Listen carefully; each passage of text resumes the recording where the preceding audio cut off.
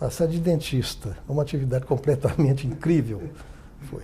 Eu arranjei um manualzinho que me foi furtado. Então eu tive que aprender a trabalhar em cartório com uma pessoa, o Raimundo Regal Pereira, que era meu substituto, que era de poucas luzes, mas tinha alguma prática. E eu, para desenvolver tudo isso, foi preciso eu estudar processo penal no Código de Processo Penal. Uma maneira muito espinhosa, terrível, sabe? Enfim, posteriormente eu fui chamado a... E ali houve episódios muito interessantes, entendeu? Mas eu vou cortar um pouquinho, depois eu volto a eles. Eu vim, em 67 eu fui convidado pelo desembargador Mário Guerreira para diretor da Corregedoria. Eu fui ali e depois desempenhei durante 4 anos a função de diretor da Corregedoria. Depois fui para o Departamento Judiciário. Depois voltei à Corregedoria, não queria mais. Fui à Diretoria-Geral, convidado pelo desembargador Hilário Monteiro. Fiquei 2 anos na Diretoria-Geral. Depois fui acometido de um problema cardíaco. O desembargador depois me convidou para assessor da presidência. Foram os trâmites meus aqui como funcionário da tribunal, entendeu? Nunca fui brilhante, mas sempre procurei desempenhar com acerto as minhas atribuições. Né? Foi assim. Mas passou por diferentes áreas, né? Não, eu costumo brincar que eu fui o funcionário seguramente o mais possuído dentro do tribunal. Porque eu tenho minha posse aqui dentro 8 vezes. O livro de posse meu aqui tem 8 vezes. 8 vezes. Então, eu realmente desempenhei todas as funções aqui dentro, sabe? Sempre, pelo menos com dignidade. Walter, mas você tem uma experiência muito grande aqui no Tribunal de Justiça. Muito grande. E nós gostaríamos que você contasse um pouco assim, deste início da carreira aqui, onde é que o tribunal estava instalado, essa experiência e depois, posteriormente, as mudanças. Então, relatar também um pouco como você vê essas mudanças. Perfeitamente. O Tribunal de Justiça se instalou primeiramente no bloco 6 da esplanada dos ministérios. Ele era ocupado naquela ocasião, o primeiro e o segundo andares, pelo Ministério da Indústria e Comércio. O terceiro e quarto andares pelo Tribunal Federal de Recursos. O quinto e sexto pelo Tribunal de Justiça. O quinto andar a Secretaria, o sexto andar a primeira instância. E também a Procuradoria-Geral da Justiça aqui de Brasília. O sétimo andar era o Tribunal Eleitoral. O oitavo e o nono, o Tribunal Superior Eleitoral. E ali ficamos durante 7 anos, até que passamos para aqui, para a Praça do Buriti. Nessa oportunidade, houve muito... Nessas coisas todas que aconteceram dentro do tribunal, eu me fixei mais em 2, que eu achei muito interessante, sabe? Talvez digna até de coisa. Um foi um processo chamado processo do Diamante 007, entendeu? É um garimpeiro, até pai de um advogado militante aqui, não vou dizer o nome dele, não vem ao caso. Ele achou um diamante, ele era garimpeiro, achou um diamante que foi adquirido por um gringo, Aristóteles, bom, vem ao caso. Eu sei o nome dele, é porque faltou agora. Era um grego, entendeu? Que pagou aquilo, abriu uma conta no Banco da Lavoura, hoje Banco Real, nem Banco Real, do Banco da Lavoura, e com 200 reais. E comprou o diamante com um cheque sem fundo de 200 mil contos de reais. Né? Desencadeou-se uma série de coisas assim. Um delegado... Do Dr. Jason? Exatamente. Eu já ouvi falar. E teve um delegado, Assunção, que era um delegado eficiente, mas muito excessivo demais. Sabe? Meio. O Assunção pegou uma funcionária nossa, que era a esposa dele, trabalhava na secretaria, botou no carro com esse Hipócrates, chama-se Hipócrates Basile Tokopoulos, era o nome do grego. Né? E foi lá para o Uruguai, passando nos quartéis de exército, se hospedando com o preso, entendeu? Essa coisa toda. E porque o chefe de polícia aqui, que tinha interesse, que facilitou tudo, chamava-se Rio Grandino Cruel, entendeu? E dava as passagens para ele. Bom, o Sertec maltrataram torturaram esse Hipócrates de uma maneira vil, posso imaginar. Né? Não aconteceu nada, não acharam o diamante. Mandaram o Assunção, em companhia de um detetive chamado Alencar, era fácil lembrar, porque tem meu sobrenome, embora não seja meu parente. Foram parar em Atenas, no quintal da casa do Hipócrates, porque ele disse que o diamante estava lá, entendeu? Mas o diamante não estava lá, coisa nenhuma. Outro processo também que deu muito a falar e muito escândalo. processo, eu creio que você já tem mais coisa para contar. Não, negócio de mandioca, não vou falar da mandioca. Não vou falar da mandioca. Pronto, então volta. Nós estávamos retomando justamente para você contar alguns fatos importantes que aconteceram logo no início aqui do Tribunal de Justiça. Mesmo. Lá no bloco 6, você estava dizendo, praticamente toda a justiça funcionava no bloco 6, não é isso? Você já mencionou aí. Primeira instância e a Secretaria do Tribunal e o Tribunal Pleno também funcionava lá.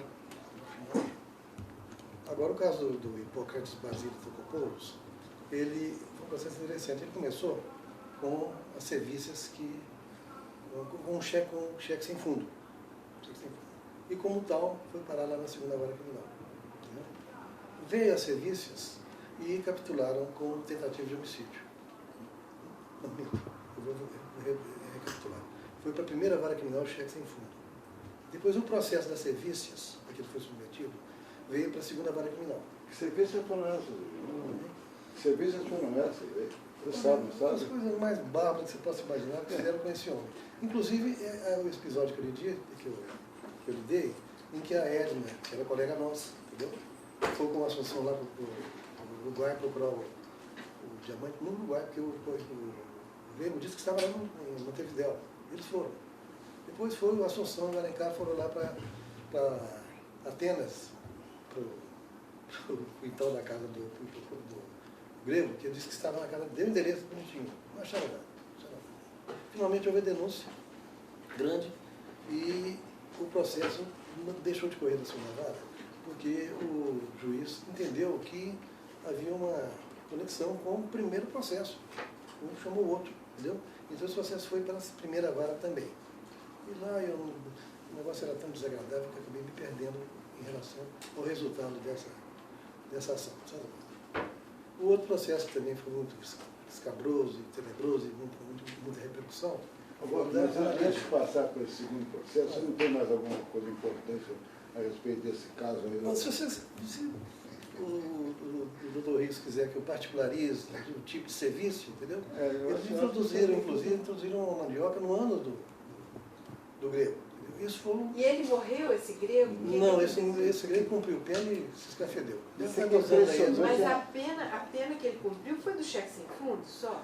Ele cumpriu só do cheque sem fundo. Agora foram condenados, o Assunção foi condenado, o Alencar foi condenado, o Edson Ladmar, que era um delegado, se envolveu aí, uma pessoa jóia, uma dama, certo? Se envolveu também nisso aí, entendeu? Foram uns 4 condenados, pessoas condenadas, certo? Por esses maus tratos que o grego sofreu. Exatamente. Um advogado que ainda é militante, eu não vou dizer o nome dele. Ela já falou. Não é o Jason, não. O Jason está envolvido também, entendeu? Também. O Jason já foi mencionado. Esse é um dos processos que o tribunal devia manter. Francisco de Assis Neves, que era, aí tem uma particular, coisa interessante até. Francisco Neves era sócio de um advogado chamado Severiano de Farias Filho, entendeu? O Severiano de Farias Filho era gêmeo de um fazendeiro, de um advogado. Ele era fazendeiro Severiano. E o Severino, irmão dele, irmão gêmeo, sabe? Acontece que o Severino, numa ocasião, viajando aí pelo interior de Mato Grosso, o avião caiu e o Severino morreu. Ele morreu. Né? O Severino, o que fez? Resolveu virar de fazendeiro advogado. Foi à universidade, mostrou a documentação toda, meu diploma saiu errado. E virou Severiano, entendeu? Doutor Severiano advogado, acho que era um fazendeiro. Você disse, não? Aconteceu isso, entendeu? E o Francisco Assis Neves que dava apoio a ele, fazia a parte logística toda, entendeu? Ele aparecia fisicamente, coisas que acontecem, né? Coisas que acontecem. De maneira que foi esse caso. Depois o caso da Ana Lídia, agora posso passar para a Ana Lídia, entendeu? Uma das coisas terríveis, coisas mais incríveis. Antes de chegar na Ana Lídia, eu gostaria até de acentuar a resistência desse grego, porque esse grego foi conduzido de carro no porta-mala de um carro foi ser viciado daqui até o Uruguai. Né? Todos os tipos de extremista, e este homem eles não conseguiram matar. Exatamente. Não interessava. Talvez. Que coisa terrível. Esse é um dos casos que a gente podia procurar o processo para conservar, né, doutor Walter? O senhor não acha, doutor? Esse foi um Para caso conservar, importante. coisa muito... Esse foi um fato importante. Outro também foi o caso da Ana Lídia. É. E a Ana Lídia, quem começou... O juiz só julga com a verdade processual. É verdade? A verdade verdadeira é completamente diferente. Eu tenho uma teoria que não vou mencionar aqui, que não é o caso. Mas a Ana Lídia começou a proceder com um delegado Guerra, altão, sabe? E foi por um caminho que talvez comprometesse autoridades importantes da República, entendeu? O certo é que quando ele começou com essa coisa, ele imediatamente foi alijado da presidência do inquérito. Mas foi aquela coisa horrorosa, terrível, entendeu? Todos os dois processos me causaram assim, mas tem um outro caso também, não sei se seria o caso, mas é um negócio incrível, incrível. Um jordaniano chamado Suleiman, sei das contas, Suleiman. Esse camarada morava num barraco, no meio do cerrado, sozinho, né? E ele guardava as coisas no sótão, no forno. E uma das vezes que ele foi lá pegar coisas dele, ele subia na escada, abriu o alçapão, tirava as coisas e descia. Numa dessas vezes, a derradeira vez dele, ele veio com a coisa, segurou a tampa do alçapão e a escada escorreu. E ele ficou pendurado ali. Ele ficou preso, pendurado com as duas mãos no alçapão, sem poder sair. Foi encontrado já em decomposição, entendeu? Morreu então? Morreu, ele morreu pendurado no alçapão da casinha dele. Aqui em Brasília? Enterrado aqui em Brasília. Esse processo correu lá na minha vaga, não correu o processo, foi notícia de uma coisa que em tese poderia ser crime, né? Foi para vara criminal. Doutor Walter, quando o senhor veio aqui para Brasília, houve uma época em que os funcionários não recebiam o ordenado até... Realmente. Foi criado o quadro, na primeira instância, entendeu? E também, às vezes, e esse quadro não foi atribuído aos servidores os vencimentos. Então não tinha jeito. Então o presidente da República, o Juscelino Kubitschek, mandou abrir uma linha de crédito do Banco do Brasil para os funcionários, principalmente os oficiais de justiça, que era gente humilde, gente que veio lá do Palácio da Alvorada, entendeu?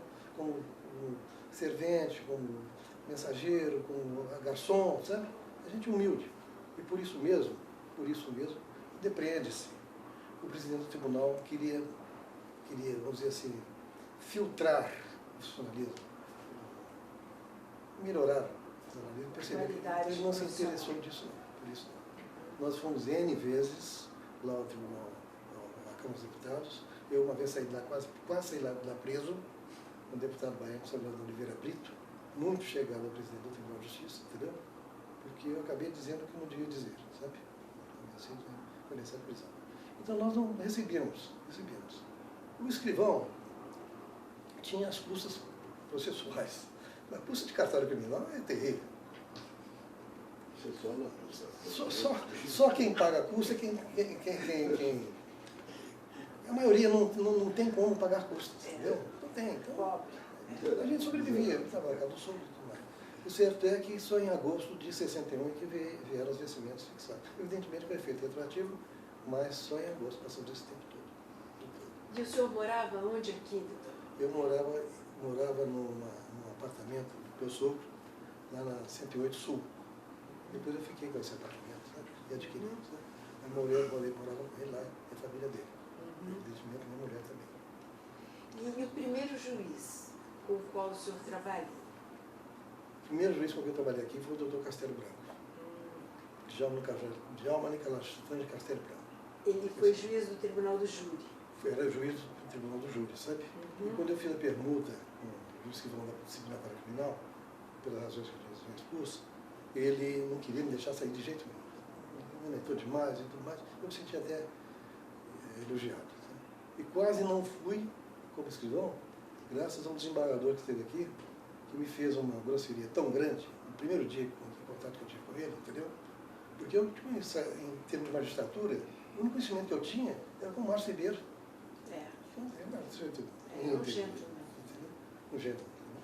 E é um episódio que eu não gostaria de relembrar, não vai vir ao caso. Pode lembrar, não tem problema, não. Agora, com esse problema de não receber, havia uma coisa incrível. Teve um oficial de justiça aqui que foi intimar uma vítima que era dona de uma padaria, Delícia, que se vítima de um furto. Ele foi intimado para ele depois em juízo e cobrou as custas da vítima. Entendeu? É interessante. Eu vou contar a respeito desse oficial de justiça, era incrível. Era já morreu há muito tempo e era um sujeito muito bom, também inteiramente. O Belisário. O Belisário, ele fazia intimação na Cidade Livre. Na Cidade Livre, que hoje é o Núcleo Bandeirante, antigamente, lá na metade da Cidade Livre, havia uma placa da Mercedes-Benz. Era uma placa da Mercedes, conhecida como placa da Mercedes. Era o ponto nevrálgico do Núcleo Bandeirante. E a divisão da parte boa para a parte do benefício. Entendeu? Então, o Belisário simplesmente, ele sentava numa cadeira com o alto-falante e chamava o fulano, Zé Pereira da Silva, procurar o doutor Belisário. Doutor Belisário, e lá vinha 3, 4, 5, 10 de Zé Pereira da Silva, entendeu? Eram tormentos, maior. Que chegavam no dia da audiência, intimava o camarada ali, entendeu? O sujeito que estava ciente. Chegavam 10, um monte de. Até descobrir dos 10 dos. Qual era o Zé Pereira da Silva que tinha que depor, o que ia ser interrogado, sabe? Era interessante, incrível. Tem episódios interessantes. Agora, a senhora falou aqui o negócio do Dr. Joffre. Eu falei. O Dr. Joffre era juiz da primeira, da única vara, era vara família, menores, órfãos e sucessões. Entendeu? O Dr. Joffre era o juiz de lá. E como sempre, muito desabrido, né? O Dr. Joffre, o escrivão lá, que era Fausto Fonseca, que era novinho, quem respondia pela vara era uma senhora chamada Neuza.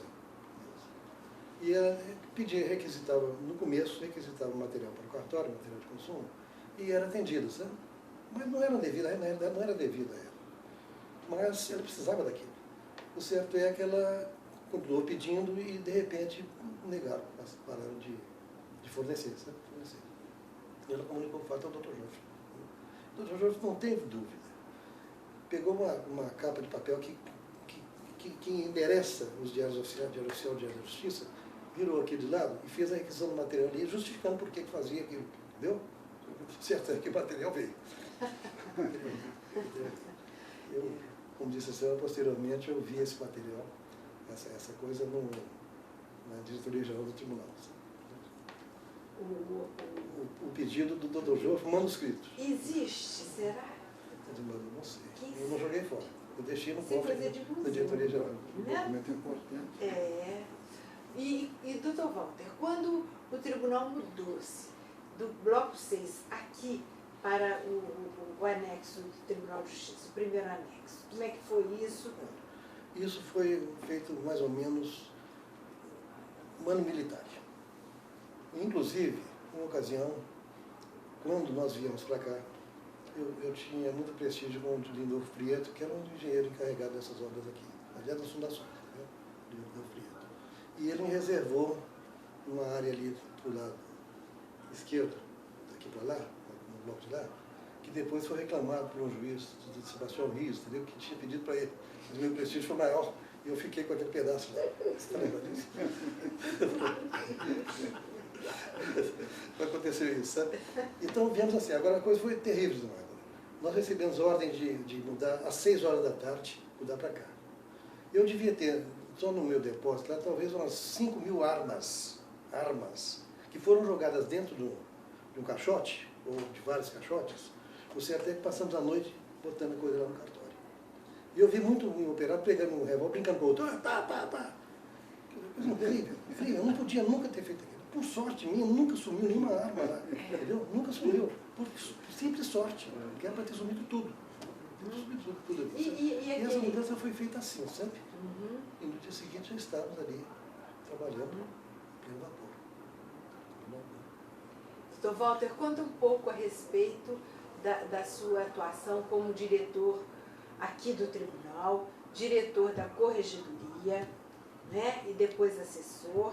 E nisso nós temos aí vários pontos em comum com o nosso outro entrevistado, que é o doutor Antônio Bastos Ramos, né, que nos acompanhou aí nas correições e que também deu um apoio extraordinário na primeira, vamos dizer assim, na primeira normatização dos cartórios. Você se lembra disso, doutor Walter? O doutor Antônio Bastos Ramos, o Toninho, como nós carinhosamente chamamos, ele, quando eu era corregedora, ele fez um estudo, porque era uma guerra, o senhor se lembra, né? Aquela divisão de custas nos cartórios extrajudiciais, aquilo ali era um mal-estar total, e os funcionários mal satisfeitos, os donos dos cartórios, né, mal satisfeitos e achando que o outro ganhava muito e era aquela luta.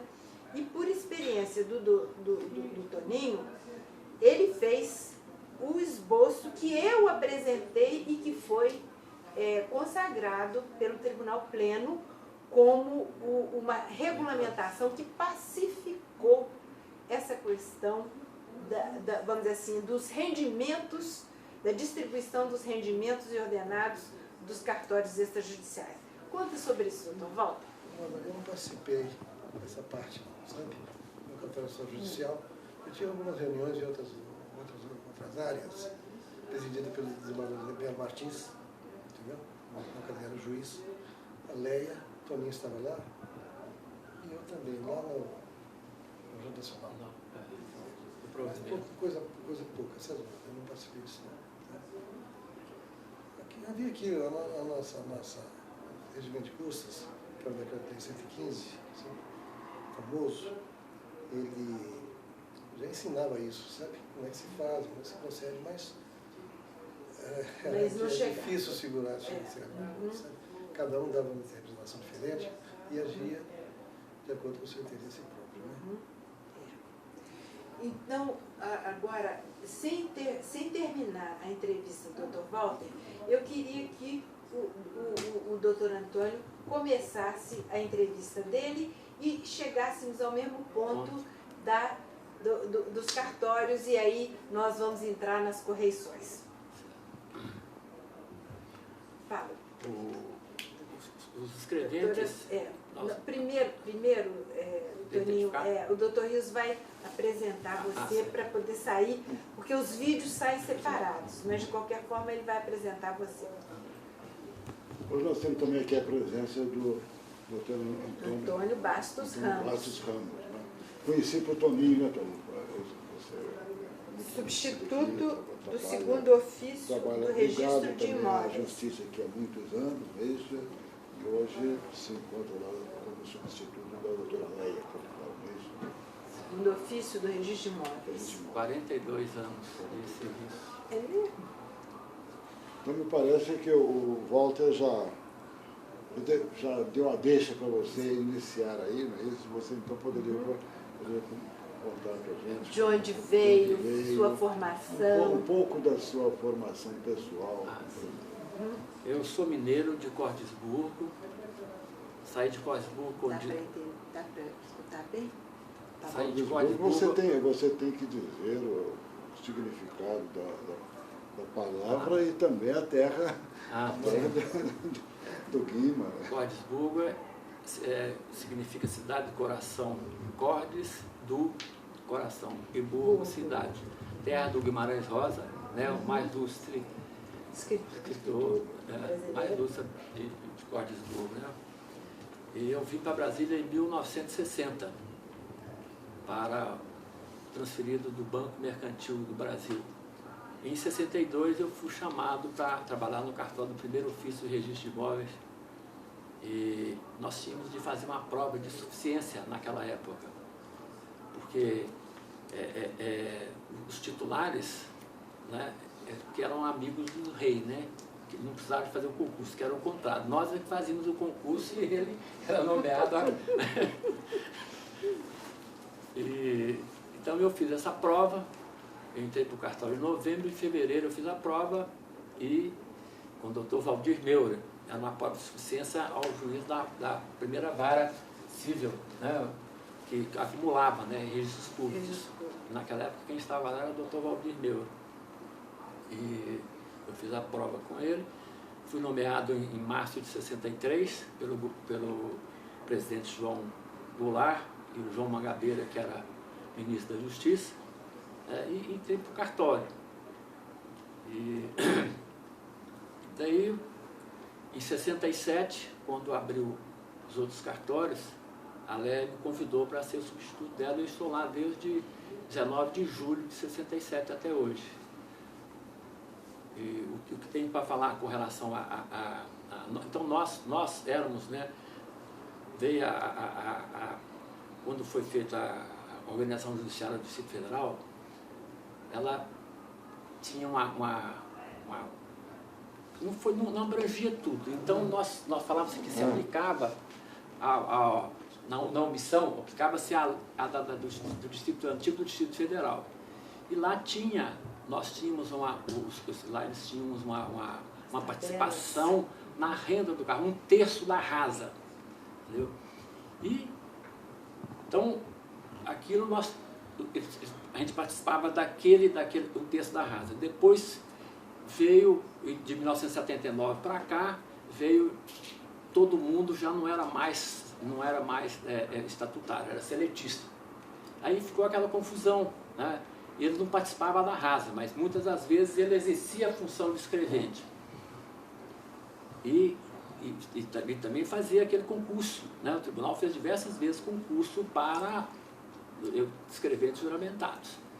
Mas ficou uma coisa meio esdrúxula, que era regido para a CLT, né? E depois, todos eles hoje aposentaram pelo tribunal, entendeu? Porque era uma situação meio anômala, né? Porque no serviço público nós éramos funcionários públicos, mas não recebíamos dos cofres públicos, né? E contribuíamos para o IPASE. Quando na unificação dos institutos, o IPASE acabou e nós continuamos aquele pessoal que era estatutário continuou a contribuir para a União. Por isso é que nós aposentamos pelo Tesouro Nacional. E na época tinha uma confusão, ficava nós fazíamos a mesma função, mas um era estatutário e o outro era seletista. E não tinha jeito de dar. E a desembargadora me pediu que se fizesse um estudo. Então, pensando naquilo, eu fiz um estudo dizendo o seguinte, que aquele 1/3 da rasa seria dividido proporcionalmente na base seguinte. Dos 33%, 16% era para aqueles seletistas e o outro para os estatutários. E fizemos uma tabela, né, desembargadora? E você fez tudo e foi aprovado, entendeu? E ficou até terminar todo a aposentadoria, porque hoje já extinguiu esse quadro. Nós ficamos num quadro suplementar aqui no tribunal e acho que não tem mais nenhum, já morreram e já aposentaram, entendeu? Na época em que eu era corregedora, na verdade, os juízes davam muito pouco trabalho. O que dava trabalho era justamente a reclamação do cartório, Elianto vinha sem parar, aquele doutor, onde trabalhava, não era o doutor Misson, um outro. Goiano? Eu acho que Goiano, sim. Era uma pessoa assim, conflituada com isso, né? Então, a nossa preocupação primeira foi justamente pacificar os cartórios extrajudiciais. E isso foi feito graças ao projeto que o Toninho fez e o tribunal aprovou inteiramente, porque sem sinal. Do primeiro ofício, né, que era do César Prates à época, ele trouxe, né, quando ele respeitou tudo, ele pagava 1/3 para todas essas pessoas lá. 1/3 era dividido entre eles dos comissionados. Entendeu? E veio de lá aquilo e ficou num conflito com relação aos estatutários. entendeu? Eles queriam também ter a participação. Então, foi aquilo que nós fizemos, né, desembargador? Que a senhora aprovou e levou ao tribunal também, que foi a coisa muito bem sucedida, que eu dividi Nunca aquela... mais houve problema. Entendeu? E eles foram, teve um ato do tribunal e os cartórios tiveram de respeitar, né? De fazer, porque foi o tribunal que baixou um ato, disciplinando aquilo de uma vez por todas. Toninho, e na época que você estava no cartório, qual era a situação fundiária do Distrito Federal? E hoje, qual é a situação fundiária do Distrito Federal? Com relação a registros e tudo mais. O que mudou, essa alteração, essa convulsão que a gente tem presenciado durante esses anos? Pois é, desembargadora, a senhora sabe que o governo, né, não tem condição de segurar o progresso de uma cidade, né? E aqui nos arredores de Brasília, o que mais nós tínhamos é terra. E o poder público, o que ele fez? Ele criou os assentamentos, né? Até Ceilândia. Ceilândia vem de SEI, né? SEI é Campanha de Erradicação das Invasões. E fez aquilo para as pessoas mais carentes, né? E nós, o rico que tinha dinheiro comprava, né? E o pessoal da classe média ficou achatado. E não se fez nada durante muito tempo para essa parte da sociedade. O que aconteceu? Eles começaram, né, a fazer os condomínios regulares, tomando posse da terra, loteando aquilo sem critério nenhum, né?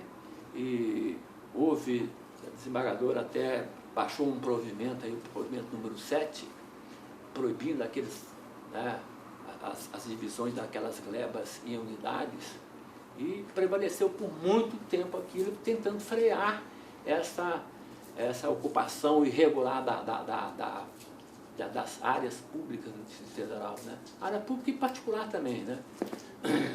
E que freou um pouco. E hoje, desembargadora, a senhora vê o seguinte, a gente ficava muito a critério também do poder político, né? Na hora que tinha os governos favoráveis, né, à ocupação. Então, fazia coisas que podiam fazer no cartório. Aí vinha outro, não pode fazer, aí falava, olha, não, a política agora é de não deixar esse estado de coisas. Aí existia, né, favorecimento para aquilo. Hoje, né, o governo está tentando regularizar esse estado de coisas aí que estão acontecendo aí, que aconteceram, quer dizer, e tem muita coisa que está sendo legalizada, mas com um prejuízo muito grande para a população, né? Porque foi uma ocupação assim, totalmente desordenada, nós já estamos com problema de falta d'água, né?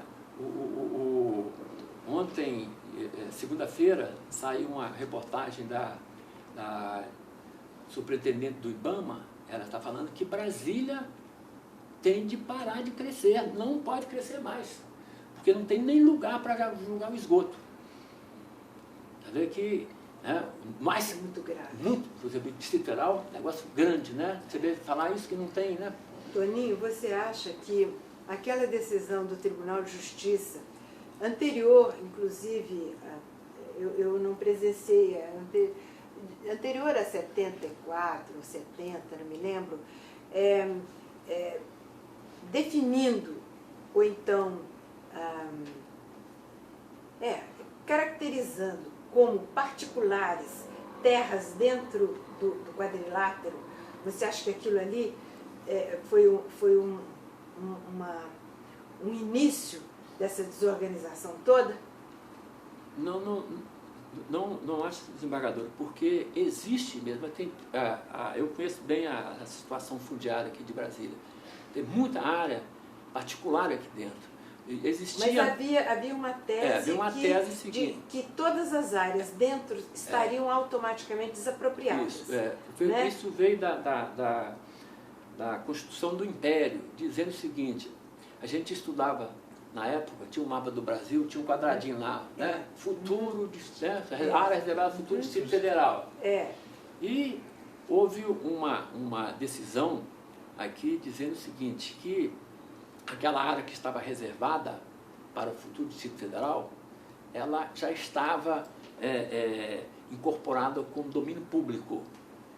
Mas Esse foi até uma tese defendida em volta pelo desembargador Sernichiara. Sernichiara, isso. Sernichiara defendeu esse ponto de vista, que defendia essas muito áreas estavam desapropriadas desde a Constituição de 1890. Muito correta, na minha opinião. Não acha, doutor Hildo? Muito correta. Nós temos uma dúvida que gerou também a Fazenda Santa Bárbara, era de uma família do Diogo Machado de Araújo, da de Lusiânia, e ele, o pai dele, que tinha doado essas terras para ele e para o Lívio, que são irmãos. E quando a primeira comissão Cruz, que veio, a comissão que veio, depois teve outra que veio para demarcar o quadrilátero mesmo, né? E eles ficaram na fazenda dele, do pai do Delfino Machado, chamado Delfino Machado Araújo, que é o pai do Diogo, e ele entrou com ação de indenização contra a União, porque eles ficaram 4 anos, um período muito grande aqui, com tropa de burros, e furaram, tinha vaca, também o gado vacum para eles matarem, para ficar aqui. Então ele achou que a União deveria indenizá-lo daquilo. E a Procuradoria da República, na época, que foi uma ação contra a União, né, levantou essa tese de que aquela área já estava reservada. Num voto de Orosílio Donato, do Supremo, ele disse o seguinte, que reserva não era domínio, entendeu? E que se o Estado, depois houve a ocupação aqui, as pessoas fizeram o registro no vigário, né, que é registro paroquial, e aquilo foi o início, né, do nosso registro de imóveis, né? Aquilo se perpetuou, e o Estado reconheceu a propriedade junto aqui dessas pessoas que tinham áreas aqui dentro. E então que a União foi condenada a pagar a indenização para eles.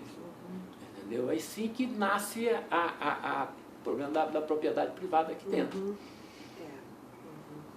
Toninho, eu gostaria de retomar um assunto que você tocou e depois acabou entrando em outra questão. Porque eu penso que o judiciário pode dar também uma contribuição muito grande à sociedade. É a questão de a cidade está sofrendo assim, uma certa implosão. E você hoje já tem assim, uma dificuldade, muitas vezes, de acesso e de se locomover. Eu fiquei preso agora. Dentro dessa cidade. No trânsito. E hoje os jornais noticiaram, nós temos aí a criação de Águas Claras, que é para mim um escândalo.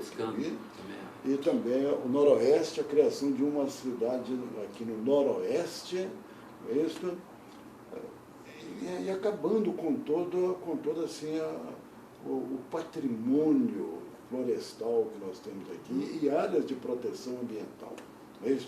Eu penso que seria importante, porque e Brasília não foi feito para isso, né, doutor? Justamente. Então, Brasília não foi feito para isso. Pode até achar que alguns acham que é um certo egoísmo, né, dessa classe, dessa elite que não quer que a coisa... Mas é questão até de sustentabilidade, é a questão de água, será que nós teremos água suficiente para abastecer? Não tem que se pensar também na locomoção. Essa cidade é um patrimônio da humanidade. Será que nós podemos, esses governos, eles têm esse poder de ir tomando e criando outras cidades à vontade? Então, gostaria que você retomasse essa questão. De que maneira você equacionaria esse problema? Primeiro loteamento que foi feito aqui foi uma burla à Lei 6766. Essa que abriu vamos dizer assim, mineiramente, abriu as porteiras para isso tudo que está hoje. Eles fizeram uma escritura, pegaram uma área de cento e poucos hectares e dividiram a área em percentual. E cada um comprava uma fração ideal daquilo. E nós achamos que aquilo era um condomínio mascarado. E suscitamos dúvida para o juiz da Vara de Registro Público, que na época estava o doutor San Román. A escritura, ela era perfeita, ela estava perfeita. Né? Legalmente, formalmente perfeita. Agora, ela mascarava um loteamento. Né? E nós não tínhamos jeito de fazer uma exigência assim, olha, isso aí está lá. E o que tinha? A área onde eles fizeram o loteamento, ela era uma área de preservação ambiental para o Rio São Bartolomeu. E ela estava tinha um decreto expropriatório naquilo. Já tinha 2 anos o decreto.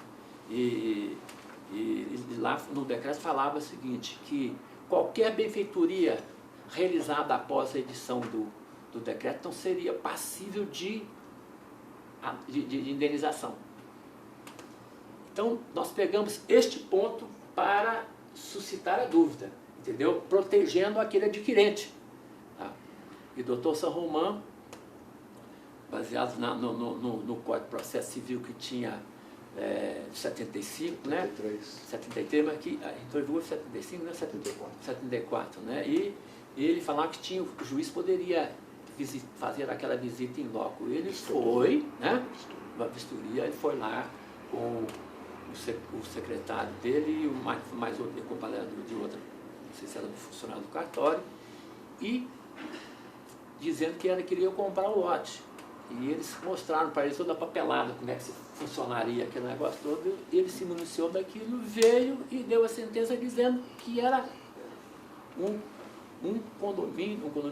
loteamento irregular e que aquilo não podia ser registrado. E eles recorreram para o tribunal e a 5ª turma da época, entendeu, por unanimidade, mandou que registrasse isso aí.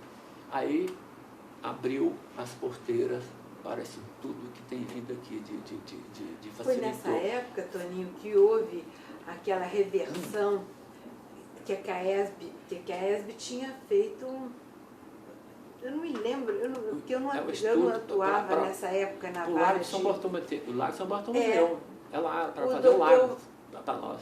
A esposa do doutor Wilson Veloso, ela atuava nessas desapropriações, parece que reverteu tudo.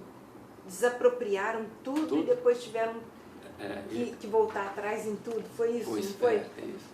Me lembro. A Celi. O decreto caducou. Eles não atinaram. O decreto caducou para a desapropriação, que ele faz, né? Ele tem um período, né?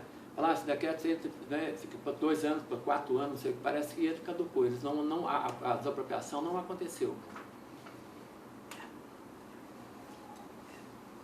Eu gostaria também de você abordasse essa questão de terras públicas aqui e terras privadas, particulares. Eu tenho a convicção de que não existe terra particular aqui no Distrito Federal. Eu também. Você sabe, é do domínio público a quantidade de escrituras falsas que foram passadas, registradas, e eu tenho para mim que não corre prescrição para, se a Terra Cap tiver interesse, ela pode perfeitamente reaver todas essas terras. Mas nós estamos no fato consumado, como é que vai ser? Política entra no meio, a política entra no meio. É o fato consumado. O Brasil é o país do fato consumado. Não, mas faz e depois... Mas eu acho que dentre vós não deve ser assim. Então, não, eu estou de acordo. Eu tenho para mim, muita coisa para ser revista aqui. Inclusive até coisas que pode até parecer que transitou em julgado mesmo, mas eu tenho para mim que precisava de ser revisto. Mas E principalmente essa questão das escrituras falsas, porque é um ato inexistente. Um ato inexistente, ele não pode entrar no mundo jurídico. Então, eu não adoto a teoria da anulabilidade do ato jurídico, mas sim da sua inexistência.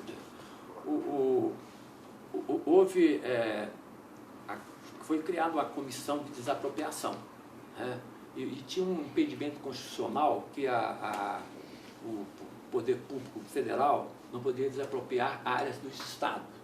Aí eles contornaram aquilo seguinte, criando uma dotação orçamentária para o estado de Goiás. O estado de Goiás desapropriou. O estado de Goiás que desapropriou e desapropriava, pagava as pessoas e no ato ele fazia a doação para a União e a União no ato integralizava esse imóvel no patrimônio da Nova Cap. Então, eles reconheceram a propriedade aqui, não sei se na época não queriam brigar, alguma coisa e tal. Entendeu? Então, a maioria dessas terras, o problema todo maior, que a situação fundiária, em todo o estado de Goiás, não foi muita, não tinha muito esmero, né? Então, um problema de área comum, essa que é a verdadeira nó disso aqui, porque a área comum, por exemplo, a Terra Cap desapropria uma área comum, desapropriou 100 alqueires, 100 hectares dentro daquela área ali dentro, mas não sabe onde está, entendeu? Porque está em comum, né? Delimitado. Não está delimitado. Então fica essa briga maior é com isto, entendeu? Ela não é terra de ninguém. E como é que depois surgiram as escrituras, a pessoa arrumou, comprou. Nós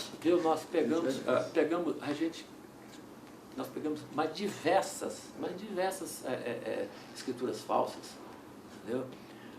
Tinha pessoas que forjavam, inclusive tem até já as pessoas que já morreram aqui, teve um que ele forjou uma escritura e que ele usou o CPF, que veio só em 1970. Ele já tinha arranjado o CPF. E também dizendo o seguinte na escritura lá, falava assim, o sujeito pode ir lá para legalizar perante a Terra Cap ou a sua sucessora, perante a Nova Cap ou a sua sucessora Terra Cap. Ele teve uma antevisão, queria criar a Terra Cap. A senhora vai o seguinte, a gente vê, por exemplo, na folha, o livro de notas, ele tem 200 folhas. A maioria das falsificações são feitas na folha 200. Porque a última folha, você tem que ter um jeito de, se a escritura é grande ou pequena, para fazer aquilo ali. Muitas das vezes ele deixava aquilo sem fazer, né? Mas não utilizava as folhas. Aí ficava em branco, ele guardava o livro lá, vem um sujeito desonesto lá, fazia uma escritura em cima daquela com a letra pequenininha. A senhora vai no livro, olha lá, com aquelas letras bonitas de caneta, né? Assim, aí você vai no outro com esferográfico, aquela letra feia e tal. Vê que prova que uma evidência. Evidência. Toda nós pegamos e falamos, olha, você está na folha 200 ou 200 versos. Era batata, sabe? Isso a gente pegava muito, e via essas coisas assim, né? Procurava ver na folhinha o dia, a data, eles não tinham aquela noção de pôr, por exemplo, sábado, domingo, eles faziam escritura, entendeu? Ele não pode, né? A escritura não pode ser feita nesse sentido. Também os beneficiários dessas terras, a gente sabe perfeitamente quem são essas pessoas. Toninho, e com relação ao papel do judiciário, tem ajudado ou tem atrapalhado esse estado de coisas? Não, pelo contrário, tem ajudado muito. O tribunal tem dado muita cobertura, principalmente para os cartórios, né, de registro de imóveis, labuta que a gente tem de né, apurar, né, depurar, né, o que é público e o que é privado. E o tribunal tem muito, reconhecido muito as nossas, por exemplo, nossas dúvidas sobre isso são quase todas julgadas procedentes, entendeu? E o corpo, né, de juízes que passaram, graças a Deus, aí, pelo registro público, todos foram assim, né, uma unanimidade assim para julgar julgar como o de direito, que era coisas forjadas para tentar, né,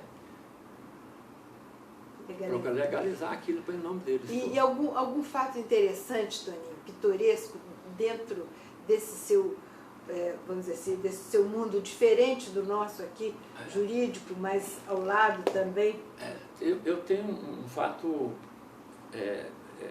que deu muita repercussão na época. Não foi não foi acontecido aqui em Brasília, mas foi acontecido com o tribunal que foi em Rondônia. O governo boliviano otorgou para um cidadão boliviano um título de doação de 500 mil hectares, que pegava um pedaço da Bolívia, atravessava o rio Madeira Mamoré e entrou no Brasil. E o cartório lá de Rondônia, lá de Porto Velho, com o substituto do cartório, que bolou esse negócio todo, né? Ele fez uma dúvida para o juiz, dizendo aquilo que era título, né, título de outro país aqui, otorgando, e ele falava que era baseado no tratado do Barão do Rio Branco, que é tratado para as fronteiras. Aqui não tinha um tratado que na época da Barão do Rio Branco, mas era só ali para as fronteiras, mas o negócio entrou e era terra indígena. E quando houve a denúncia, a Polícia Federal foi lá, constatou aquilo, e estava na época do AI-5, né? Ele caçou o juiz, tabelião, e 14 pessoas. Dizem que a mulher do juiz ganhou um diamante de 200 mil dólares na época. Eu sei que depois eu fui para lá com o doutor Disseu Faria. Né, Walter? Você lembra, doutor Disseu Faria? Eu fui para lá com ele para tomar conta do cartório. Chega lá, eram 14 cartórios, tudo misturado. Judicial com extrajudicial, aquela confusão. No cartório criminal, os presos trabalhavam no cartório, vê se pode. Isso é uma coisa boa.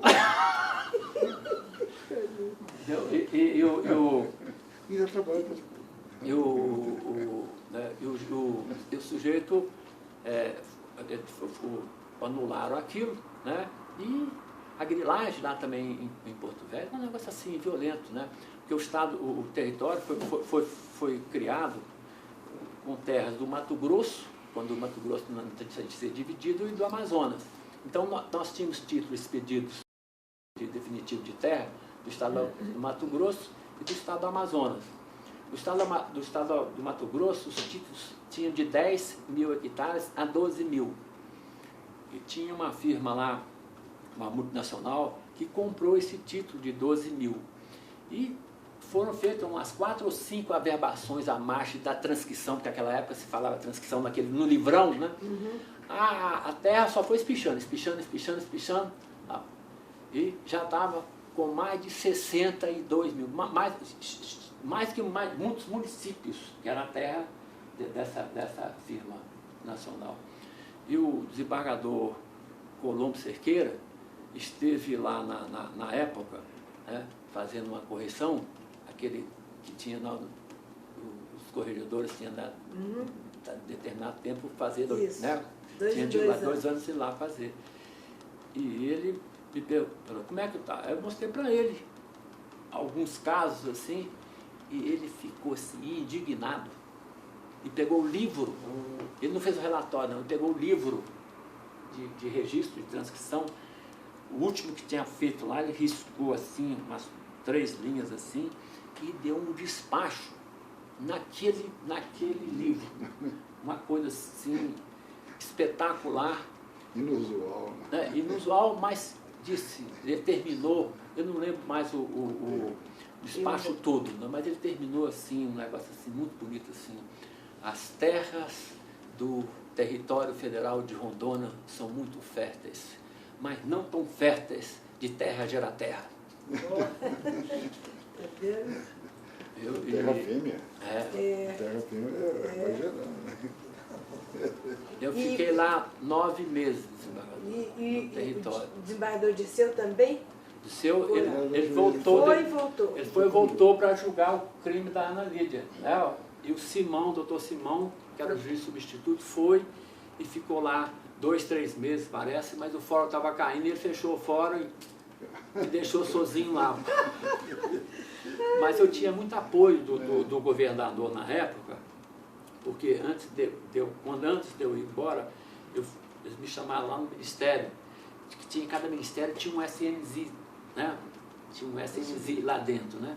Aí eles falaram, olha, você está indo para lá, para não deixar aqui do jeito que está, que aqui está uma bagunça, tá? Os registros, se você tem que reportar o INCRA e tal, mas o INCRA lá era dirigido por um capitão. E eu achava que ele era o mais fomentador dos conflitos agrários que tinha em Rondônia. Porque as pessoas que foram para lá, depois de muito tempo tá lá, morreu o filho, malária dá até em coqueiro lá, né?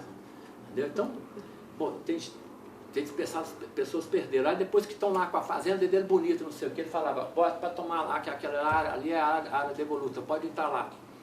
Aí fazia aquilo, gerava um conflito. Uma revolta grande. Eu reportava muito ao governador. Né? E naquela época tinha o PMDB e a Arena, né? Então era um problema sério. Você tomar uma atitude, não, ele é da Arena, não sei o que é da Arena. Então era uma coisa assim, mas graças a Deus eu fiquei lá e na época era o doutor Milton Sebastião Barbosa, que era o presidente, e o doutor Lúcio era o corregedor. E eles queriam que o nosso campo sem juiz lá. Entendeu? E tinha um juiz como é que chama lá, na Bolívia, lá perto da Bolívia, na divisa da Bolívia, eu vou lembrar lá o lugar. Ele foi convidado, porque eu não podia, né, transferir para ele, aí eles falaram, olha, vai ter o 5º, né, vocês vão chegar de lá para cá e tal, o senhor vai ser, né, pode ser desembargador e tal. E ele é uma pessoa assim, um senhor já de idade, muito culto.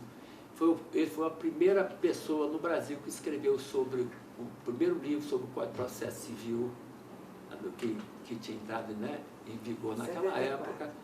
E ele passou de onde ele estava lá e falou comigo, olha, eu fui chamado ao Tribunal de Justiça lá, eu sei o que eles estão querendo. Eles estão querendo que eu venha transferir para aqui, para Porto Velho, mas eu quero ficar lá em Guajará-Mirim.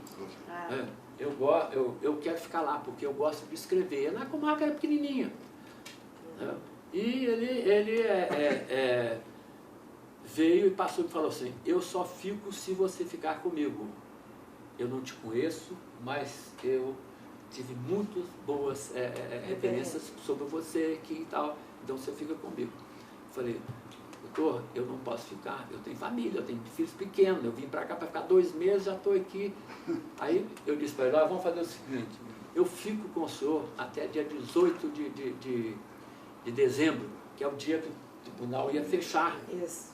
Entendeu? Começava o recesso. Começava o recesso. Aí nós fizemos esse acordo, eu fiquei lá até 18 de dezembro e ele falou, você tem de arrumar para mim uma pessoa que vai tomar conta do cartório, que não tenha ligação nem com a Arena e nem com o PMDB. Eu arrumei um rapaz que era procurador do INCRA, entendeu? Que tinha recém-chegado lá, um centro era formado em Direito, né?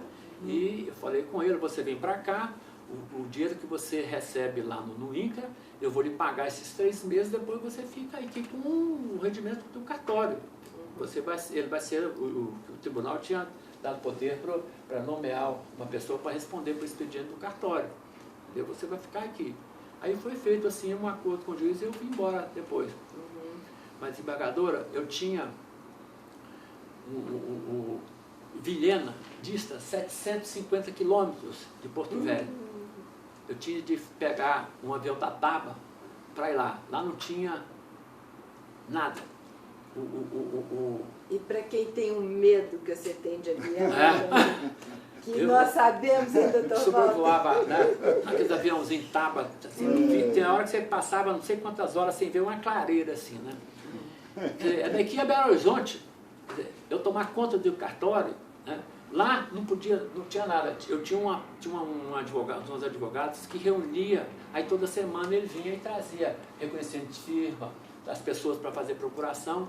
Aí eu pedi ao tribunal autorização para abrir uma sucursal que foi... eu não inventei nada, que já tinha sucursal dos cartórios em Taguatinga. A senhora lembra, né? Lembro.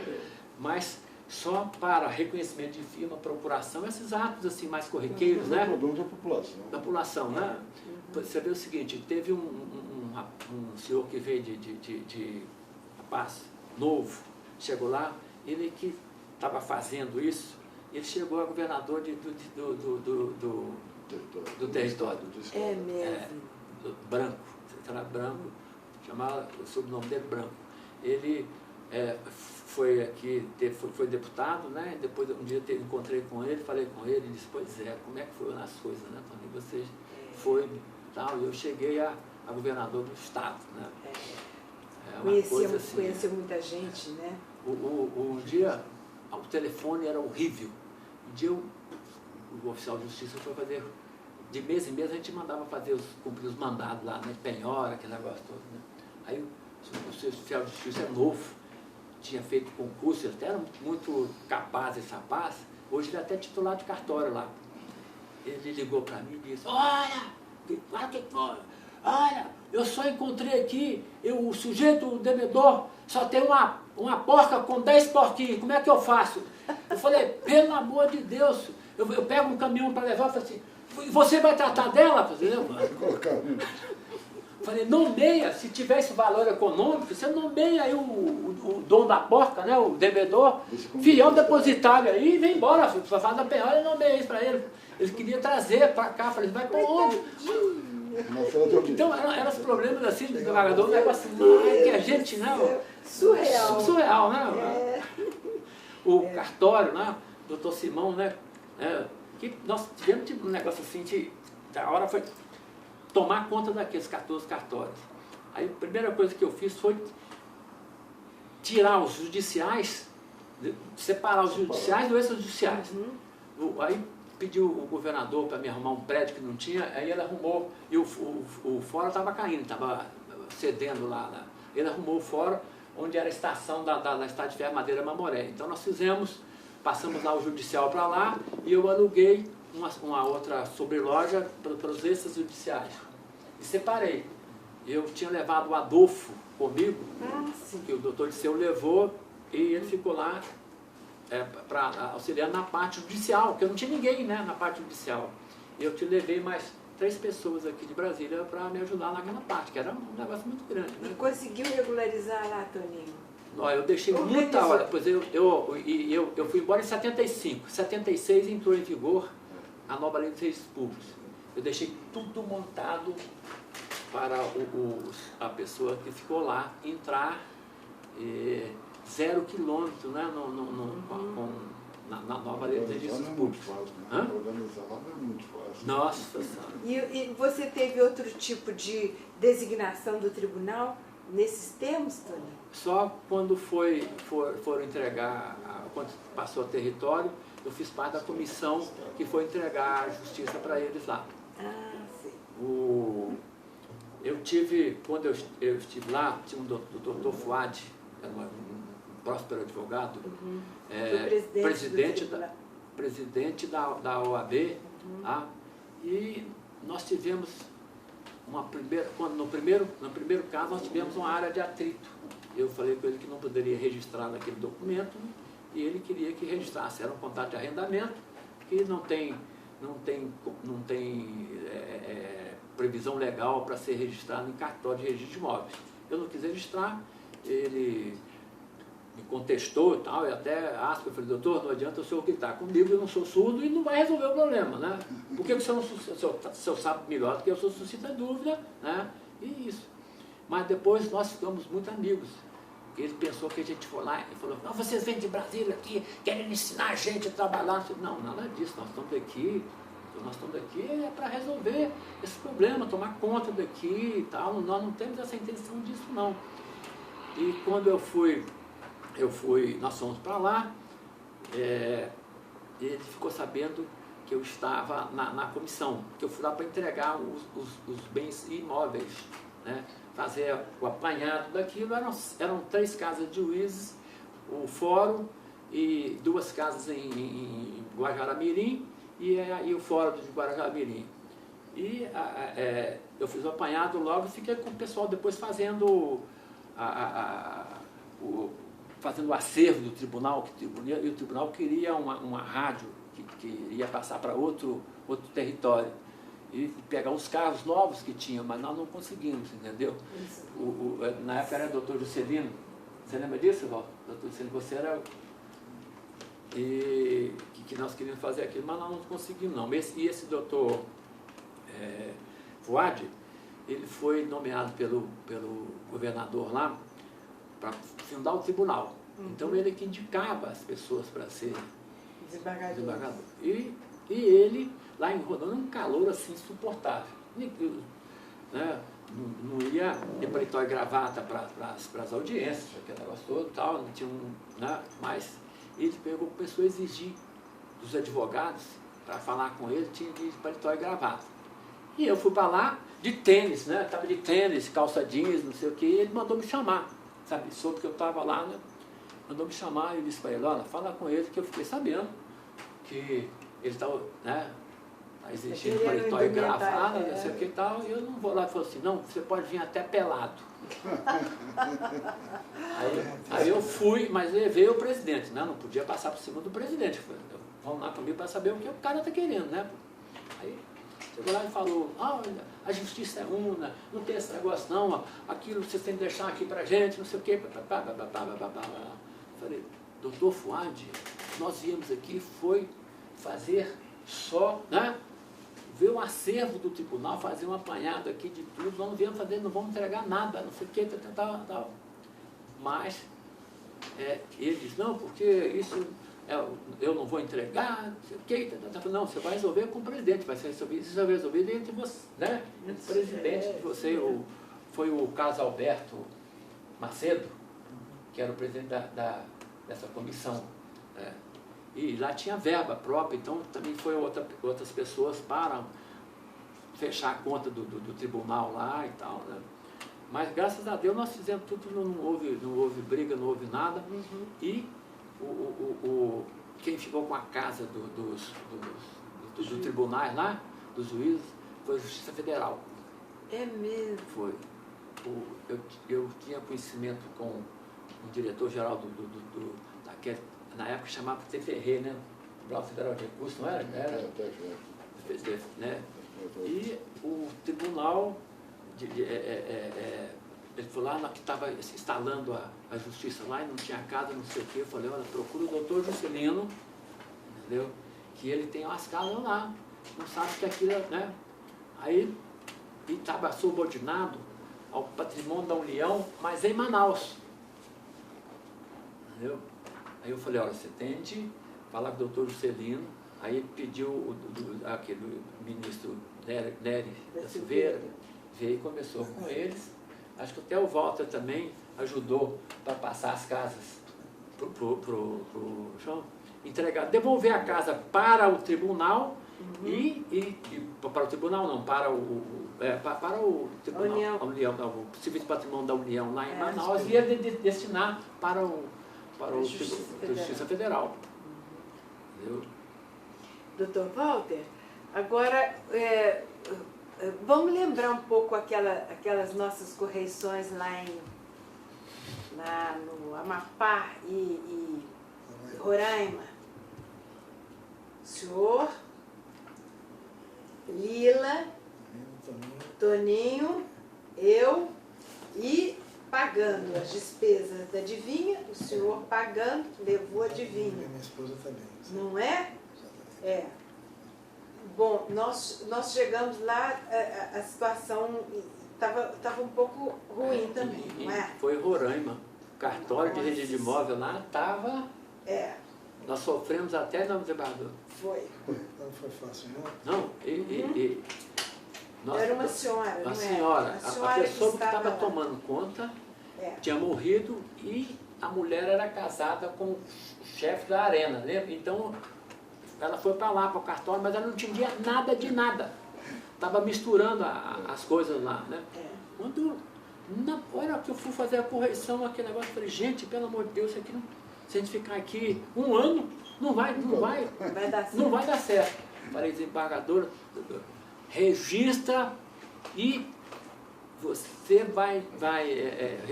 faça o seu relatório. Também não me entende pôr também a solução. O desembargador falou, você não entende solução.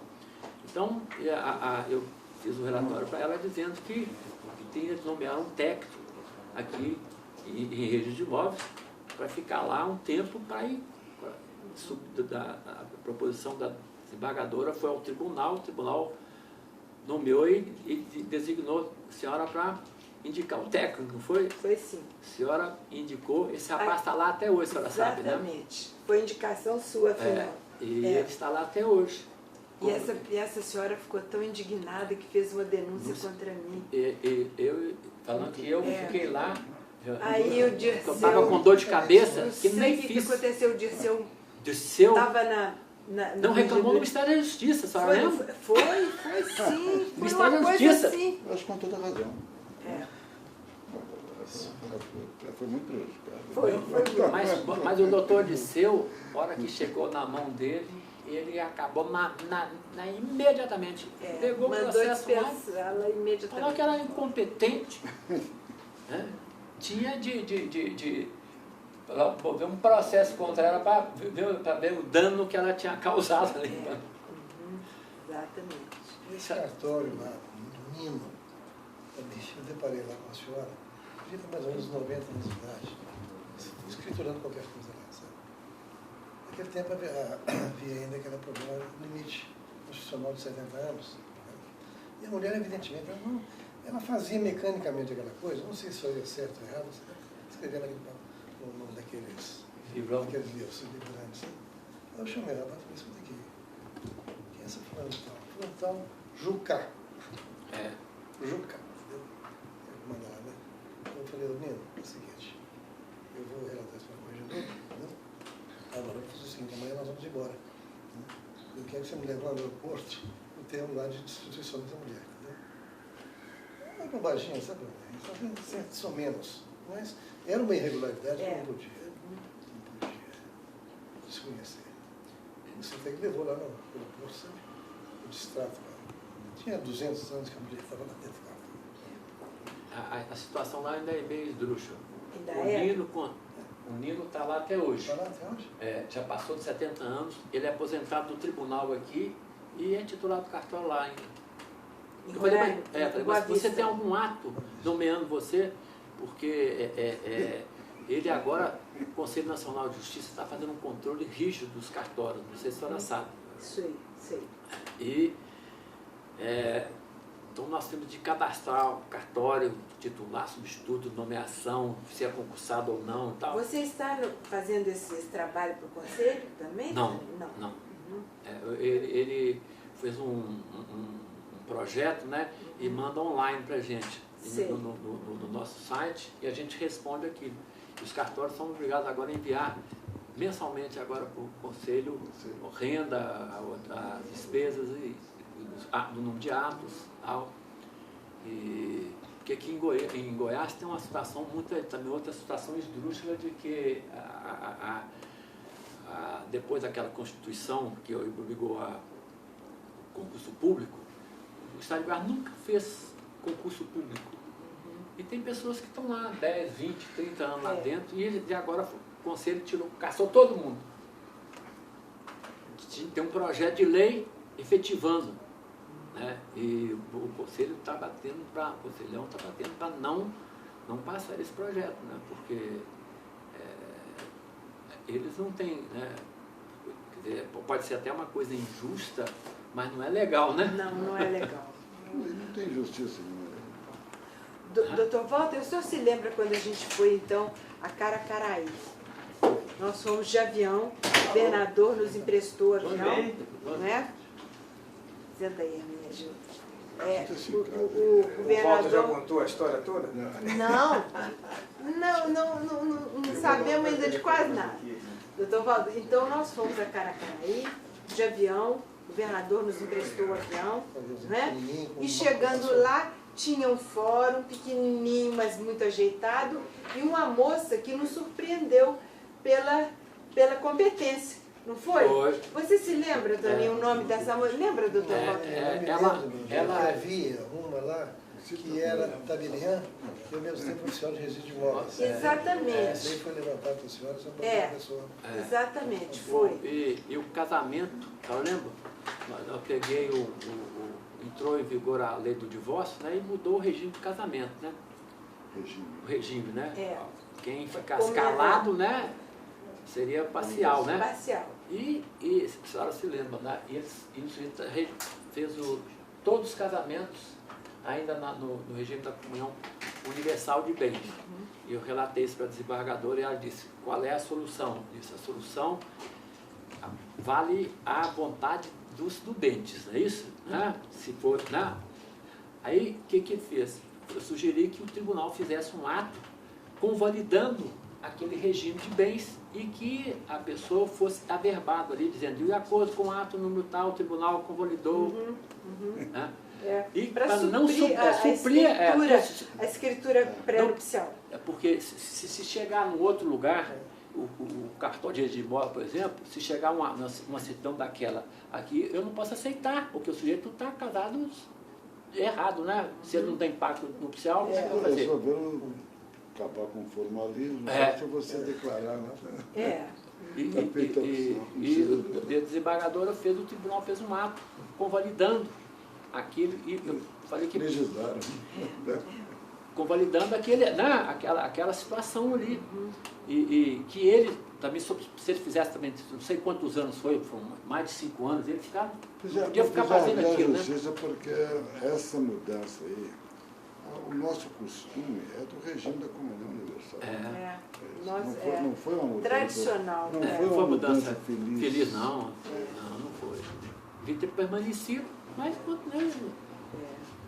Ué, a gente pega muita sujeito que casou sem esse regime, não é só lá não. Entendeu?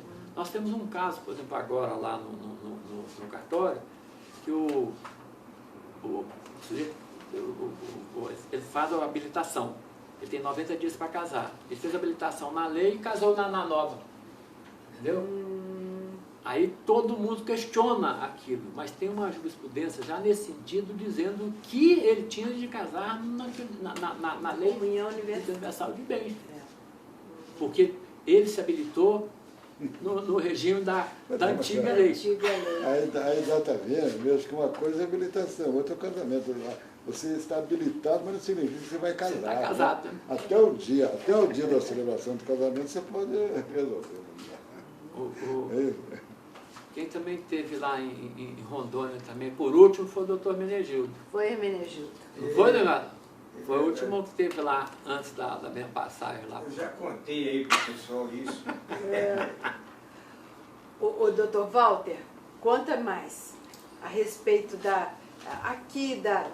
dessa organização de funcionários aqui, de que o senhor participou, dessa separação, por exemplo, do protocolo. Havia um protocolo anterior só da corregedoria, outro protocolo do tribunal. O senhor se lembra disso tudo, não é? Eu lembro agora. Havia uma certa mania aqui no tribunal de que muitas das comissões que estavam aqui dentro, eu tinha que presidir, sabe? Tinha que ser eu. Eu me perdi mais ou menos nessa coisa aí. Agora, me lembrou um caso aqui, talvez não tenha nada a ver, mas eu vou dizer o que aconteceu. Lembrando do negócio do Toninho. Houve um concurso aqui, e propuseram fazer um concurso aqui para motoristas do tribunal, entendeu? E havia uma turmazinha aqui dentro que era dona dos concursos todos, que recebia um pouco de dinheiro, certo? Eu estava na diretoria geral e foi feita essa proposta, e eu então eu sugeri que não fosse feito um concurso. O DASP, que é o órgão federal, o Departamento Administrativo de Serviço Público, antigamente, ele tinha pessoal concursado, eu já tinha apurado isso, né? Então nós pedimos, sugestão minha, o presidente pediu uma relação dos concursados, né? E baseado nisso foi feita a nomeação. Todos foram nomeados. Mas teve um que já tinha uma idade, naquela ocasião, uma idade superior à exigida para o concurso. Para o concurso, ele já tinha mais de 30 anos, 25 anos. E então a sugestão foi que não podia ser nomeado porque ele tinha ultrapassado a idade. Né? Eu não sei se eu fiz sofismo, desembargador, certo é que eu disse o seguinte, que a exigência era para a habilitação, não para o concurso, não para a nomeação. Entendeu? Se demorou seria justo que ele fosse nomeado. E ele foi nomeado. E é muito defensável. Funciona alguma coisa. Agora, irmão, eu gostaria apenas de... Porque é um dado que ninguém tem assim de pronto. Tá? Tem que consultar. É a composição da nossa primeira instância aqui. A primeira instância nossa, de 60, os juízes e os escrivães respectivos. O tribunal não precisa porque já é mais notório, né? É mais constante. Os juízes não tem um substituto, essas coisas todas. Se a senhora permitir que eu... Fala, doutor Paulo. Nós tínhamos aqui, fomos criados aqui, 2 varas de fazenda pública, 2 varas criminais, tudo isso. Uma vara civil, uma vara de menores órfãos, família, menores órfãos e sucessões. Entendeu?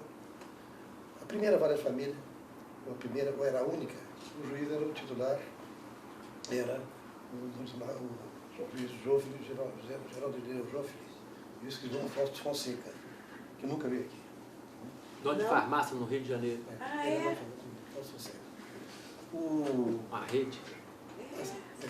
A vara civil, o Carlos Melo, o juiz era o Darcy Ribeiro, e o Carlos Melo, o escrivão. A vara de família, a primeira vara criminal era o Luiz David Freitas, por permuta comigo. E o Walter só foi para a segunda vara de criminal. Certo? E a primeira vara de fazenda foi para Walter Montijo Maciel, o juiz era o Mário Brasil de Araújo. Eu me esqueci de falar. Mas a primeira vara de criminal e a segunda o senhor não falou? Pois é, desembargador Zé Fernandes e... A segunda vara criminal, o juiz Zé Fernandes de Andrade, e a primeira vara criminal e tribunal do júri era o Jalmani Calafã de Castelo Branco. A primeira de fazenda pública era o Mário Brasil e o Walter Montijo Maciel. E a segunda de fazenda pública era o José Leão Fagundes e o Geraldo Araújo Braga. A propósito da nomeação de Geraldo Braga, ele, de certa maneira, ele se autonomeou. Eu vou explicar por quê. A nomeação desse pessoal era feita, era entendido como pessoal do mesmo Poder Executivo. Então nós todos fomos nomeados pelo Presidente da República. Eu fui nomeado pelo Presidente Juscelino Kubitschek, por indicação do Presidente do Tribunal de Justiça. Apenas o hábito, não havia nada escrito. O Presidente do Tribunal ele indicava e o Presidente da República nomeava. No caso do Geraldo Braga, que era irmão do Milton Nilo Braga, que era secretário do Juscelino Kubitschek, e foi dono de um cartório também em Belo Horizonte. Eu conheci o Milton Nilo Braga. Pois é, o Milton Nilo pediu, em nome do presidente, que o presidente do tribunal indicasse o Geraldo Braga para a vara da fazenda, a segunda vara. E essa nomeação não saía. E o Geraldo já estava muito chateado.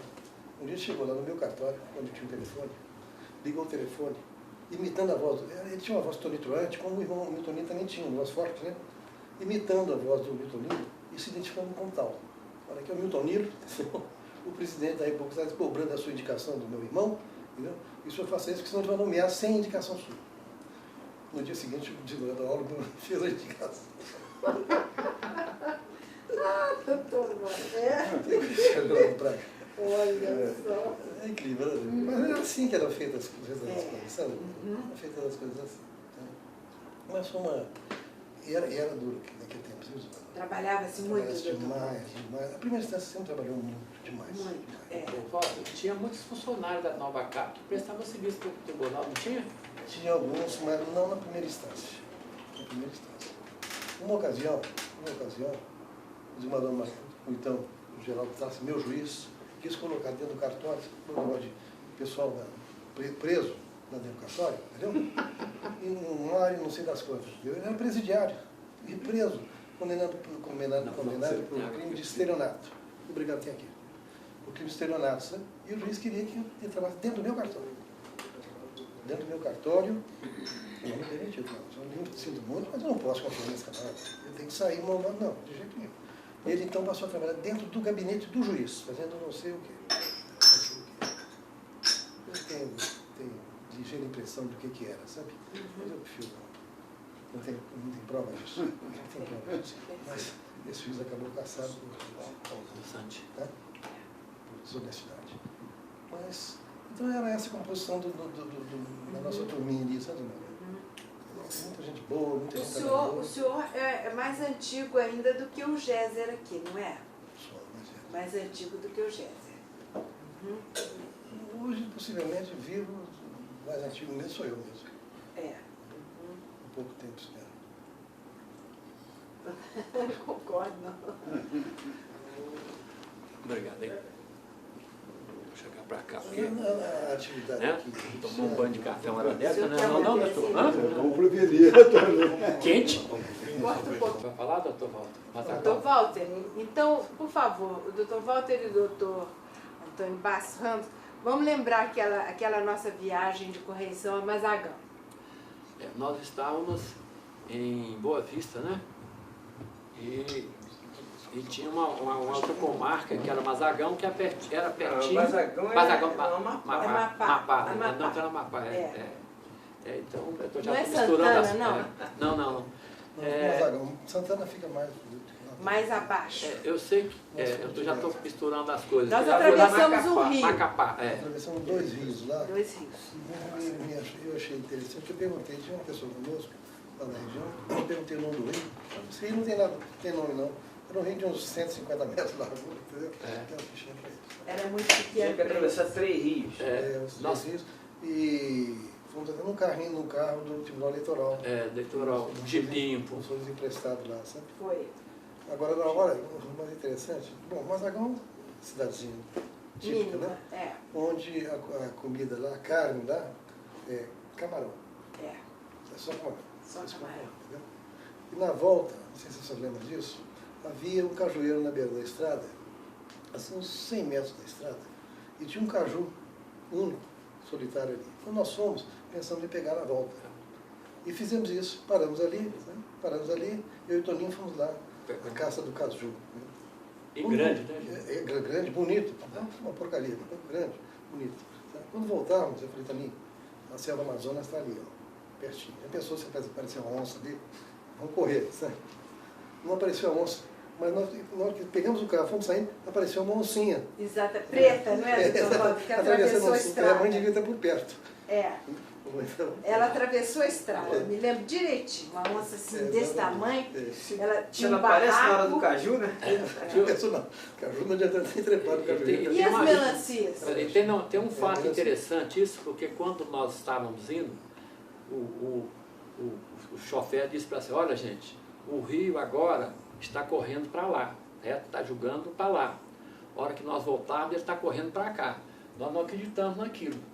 Não foi? Foi verdade. Aí atravessamos lá, aí quando nós voltamos, nós não podemos atravessar, porque já é a maré, né, que vai represando os rios, aí volta, aí ele empurra tudo lá para dentro. Então o rio corre ao contrário. Corre ao contrário. E nós ficamos ilhados lá, do outro lado. Aí atravessamos na balsa, né, desembargador? E tinha um caminhão. Não foi na balsa não. Foi num uma barco. balsa estragada. Foi num barco. Nós deixamos o carro lá, sob Foi. tutela de um vendedor de qualquer coisa lá, sabe? E Nos atravessamos emprestaram um barquinho estreitinho assim, fomos do outro lado, onde pegamos o caminhão. Um caminhão De carona. Foi. A senhora e a doutora Lila Eu- foram na boleia, eu, mas o Walter lá em Não, eu cima. estava na mulher também. Você tá? Você fica tomando o solzinho todo dia lá fora. Encontraram as melancias que Não, dona ficaram Lila. rolando pela... Doutora Lila achou bonito uma melancia, mas uma enormidade, que nós não tínhamos visto melancia daquele tamanho, mas um negócio assim, e ela comprou, coitada, eu que carregava aquilo, põe nas costas que tem, pus lá dentro do caminhão, né, porque nós fomos embora, pusemos dentro do caminhão, a melancia foi balançando para cá e para lá. Você segurando. Segurando lá dentro. Assim. Aí, Mas todo foi cuidado. difícil Aí a chegamos volta. no hotel, pusemos lá a melancia com todo cuidado lá dentro. Não sei o que foi, ela escorregou, pá, bateu, acabou. Levou a melancia toda. Eu não Foi sei difícil se você já a vida. lembrou de contar, Toninho, aquele episódio lá de Porto Velho, que os cartórios de registro civil não tinham livro de assento. Você já contou isso? Eles alguma faziam coisa, num livro de atas, rabiscavam, faziam as colunas, né? E fazia um negócio assim. Então a pessoa levava a certidão, Não. se perdesse. Isso, ele fazia o seguinte, só tomava nota no papelzinho, né? Nome e tal, assim, para depois passar. Então ele fazia, a certidão já estava mais ou menos impressa. Então, comprava um papel que já era impresso, né? Ele fazia, com marca de não sei o que, tal, fazia. Muitas vezes ele esquecia de passar no livro, ou sumia aquele papel, né? As pessoas chegavam lá para registrar, não tem registro não. Não tinha controle. Você tinha que perguntar à pessoa, quando é que você registrou aqui? Ah, não sei quando foi. Aí porque tinha de procurar manualmente. Era um absurdo, né? Doutor Walter, o senhor se lembra, quando o senhor era diretor da Corregedoria, o tribunal começou com a informática, lá no fórum, não é? Como é que foi esse princípio da informática? O senhor se lembra, doutor Walter? Eu participei muito pouco, sabe? Muito pouco. Eu me lembro, a primeira reunião nossa foi o desembargador Eládio era o presidente. Nós fomos lá, a IBM. Do IBM, eles deram uma demonstração, aquela coisa toda lá, sabe? Depois disso eu perdi contato com tudo isso, mas a área da presidência, da corregedoria. Agora, o cartão de distribuição foi quem primeiro implantou isso aqui. Implantou, sabe? Do Marinês. Implantou aquilo lá, fez a simulação, tudo bem. Chamava aquele primeiro que ele já é falecido, aquele senhor que implantou a informática também no fórum. Eu estava na corregedoria e ele implantou a informática. Começou com isso ali no fórum. Começou a informatizar as varas e houve a substituição, né, das fichas e tudo pela informática. Isso foi mais ou menos em que ano, Tereza, lembra? Isso foi em 84. 84, cara. Doutor. Porque a nossa informática hoje é uma das melhores do país. Mas quase todos os presidentes, inclusive na minha administração também, nós investimos muito em informática. O advogado aqui tem uma vida boa, porque do próprio gabinete dele, do escritório dele, ele acessa e acompanha o processo. Hoje mesmo eu fui fazer um registro e o documento que estava lá tinha que ter a sentença que ela serviu de título, tá? E estava faltando uma página. Eu entrei na internet, fui lá, sentença, bateu, tirei, Que coisa. pus tudo lá dentro, entendeu? E fiz um registro daquilo, vendo? entendeu? Você está Você falando? está vendo na televisão que hoje qualquer certidão, qualquer cartório, você obtém no computador, não tem? Tem. É formidável. Nós fizemos uma central de Evoluiu muito, mas nós Não, investimos muito. é. O tribunal investiu muito. A gente pensa que não é muito dinheiro, viu, doutor? Na minha Nessa época parte eles de começaram a informar. Eu vou levantar Eu isso. não sei se eu cheguei a contar para vocês aqui, quando eu estava aqui na Previdência, estava acontecendo o seguinte, nós já tínhamos uma informática bem razoável, mas faltava fazer a rede. E o que acontecia? O juiz estava fazendo audiência, de repente o computador dava um problema. Telefona para a informática. Ah, pois não, só que tem que aguardar, porque a pessoa que vai consertar está consertando o outro, não sei aonde. Acho que tinha uns 2 ou 3 que tinham habilitação para isso. Aí o juiz ficava esperando, de repente ele dizia, olha, eu não posso mais esperar, eu tenho que dispensar as pessoas. Porque eu não posso ficar aqui prendendo as pessoas, aguardando o funcionário que vai consertar. Aí chamei uma pessoa que era de lá, eu falei, olha, isso temos que ter outra solução. Ele disse, só se nós tivermos a rede. Porque aí de lá mesmo da informática eles consertam É. eles consertam. Tivemos que fazer isso e fazer sem licitação. Porque se fosse fazer a licitação ia demorar aí no mínimo uns 6 meses. É, Aí enquanto isso ia as audiências. Né? é. Mas aí foi aquela amolação. Porque parecer daqui, parecer dali, não pode fazer. Depois o tribunal quando não pode fazer, é uma amolação danada. Mas conseguimos fazer, viu? Doutor Walter, o senhor então quer fazer aquela complementação que o doutor Rios falou, do caso que ele considera emblemático dos diamantes? O diamante, a minha participação foi até de certa maneira pequena, sabe? Eu tenho que ser, porque, como ele disse, o processo foi lá para a minha vara, segunda vara criminal. Mas houve a dependência de um processo do cheque sem fundo, que era conexo, para a primeira vara criminal. Então eu acompanhei assim de perto, sabe? Porque passou muito tempo na minha mão. E até essa decisão final, eu acabei ficando sabendo assim de oitiva, sabe? Sim. O pessoal lá que eu conhecia todas as pessoas envolvidas, né? E lá, rapaz, eu vi um negócio, eu vou relatar aqui, mas o negócio me deixou tão rio. Entre os réus havia um advogado. Eu já mencionei, o Francisco Assis Neves. E o advogado sempre sentou ali, na audiência sentou-se. Eu não tinha escrevente, eu que tinha que bater as audiências, entendeu? Não tinha quem batesse. Eu estava ao lado do juiz, não vou dizer o nome dele, não é o caso, não interessa, mas foi um troço terrível. Quando o advogado entrou, um réu, escoltado, entrou e sentou-se. O juiz simplesmente disse assim: o senhor aqui, senhor se levante, isso aqui não é advogado, o senhor é réu. É preciso ser muito mal, né? Fazer uma coisa dessa. Ok. Mas em off eu digo a senhora que é esse juiz. Walter, você lembra daquele processo em que ocorreu aquele assassinato lá no Senado, que Carala. que ele atirou, era para atirar no pai do Fernando Collor, No do Arnaud, né? Arnaud, é. E Arnaud errou de e Mello. matou aquele que era senador do Acre, Cairada. Esse processo foi daquela época, não foi?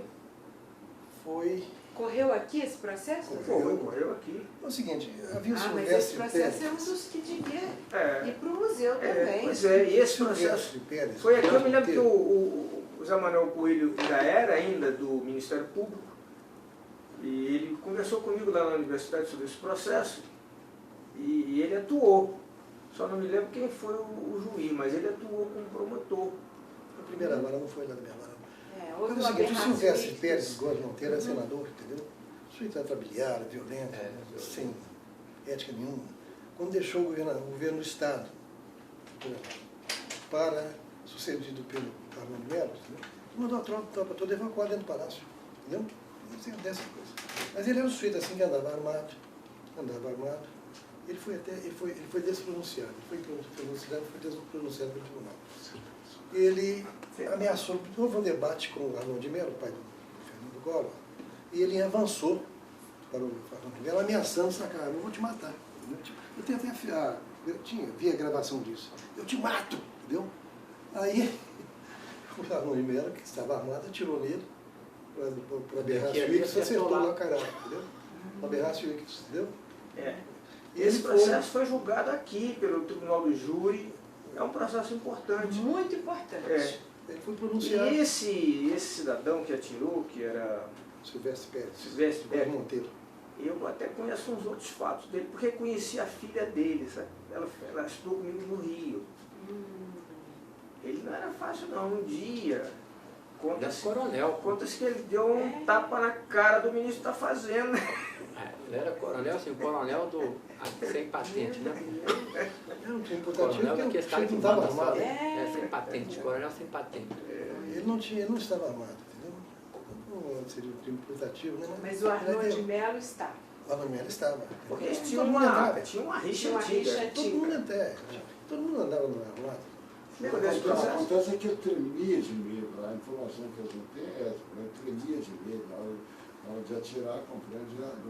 Aí você baixou e pegou. Eu tinha, na minha primeira vara Mas- criminal, isso deve Mas ter apesar levado de tremer, o homem Não era deve tido ter. como valente, porque Eu não disse que esse fato ficou do- filmando com o o ministro da filme, Fazenda, né? Canalha, canalha, pá, pá, É mesmo, doutor Walter?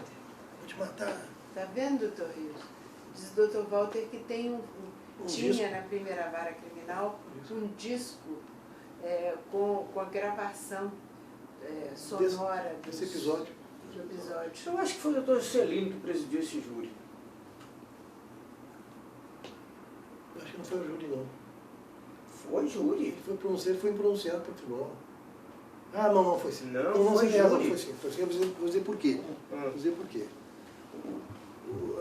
No último dia de expediente, aqui no tribunal, eu estava lá na vara ainda, e ele foi lá pegar uma certidão com a primeira vara criminal. Uhum. Mas só que não tinha ninguém lá, entendeu? Não tinha ninguém lá. E eu então resolvi o problema para ele. Fazer a certidão e assinando com o escrivão companheiro, né? A coisa. E então fui lá, peguei a ficha lá dele, fiz a certidão, mas falei com ele assim, só para chatear. Ô senador, só posso entregar depois de meia-noite, termino o prazo, não, de 6 horas, termino o prazo agora às 6 horas. Então se eu peço, eu vou buscar lá em casa. E ele foi lá buscar. E com um rapazinho, todo empatado, possivelmente era o Fernando ou o irmão dele, não sei. Eu não Mas foi tenho realmente- certeza, foi- mas foi parece absurdo. até que... Você se lembra do Leitão, que era promotor? Vai. Baixinho e tal, João mas... Ferreira, então. Pois bem, Dois processos. parece que ele disse que não podia pagar advogado e foi indicado o Leitão para defender ele. Para defender O Arnoldo. Não, o Silvestre. Silvestre. Não, se tivesse pego. O Silvestre, né? O que não era verdade, né? Mas foi um processo que foi muito rumoroso naquela época. A morte do senador, né? É rumoroso e senador, importante nem da vai no história da plenário. República do Brasil, não é mesmo? Nós Ela- temos, ela- Depois o- temos que levantar Era isso. a vítima, quer dizer, a vítima não. Um dos O participantes foi tiro, pai o do tiro se Fernando destinava, Collor. Collor, não, foi o tiro presidente, se né? destinava O Arnon. Tinha o nome de apelido de Babyface. O Arnold mesmo? É. Tinha cara de mulher. É. Doutor Walter, o senhor se lembra de mais algum fato, Toninho também, assim, interessante que a gente possa acrescentar a essa entrevista? O fato só, aquela vez que nós estávamos voltando e ficamos presos lá foi em Belém, né? Foi em Belém. Nós ficamos presos, depois fomos descer lá naquela onde que tinha uma hidrelétrica, E Tucuruí.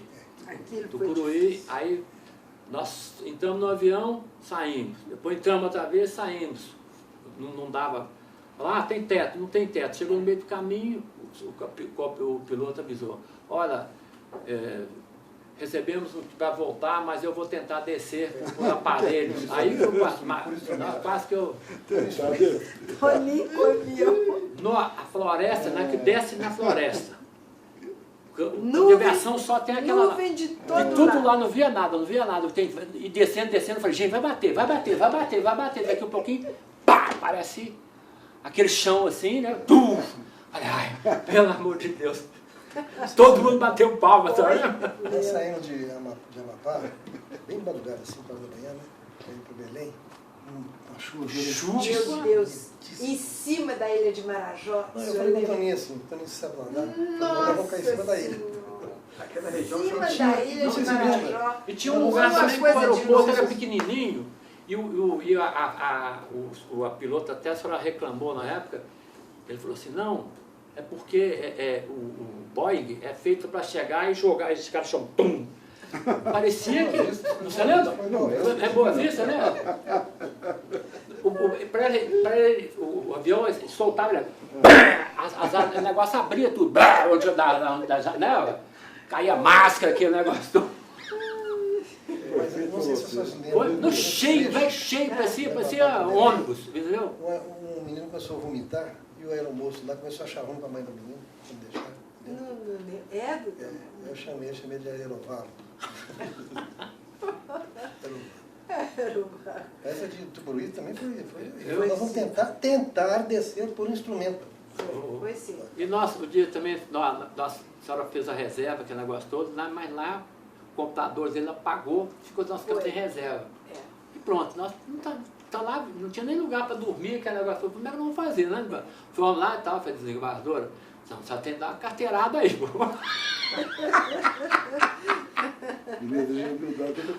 Não, tem que dar uma carteirada aqui, falar que nós estamos na comissão para a gente ir embora. Porque estava uma fila. É, foi verdade.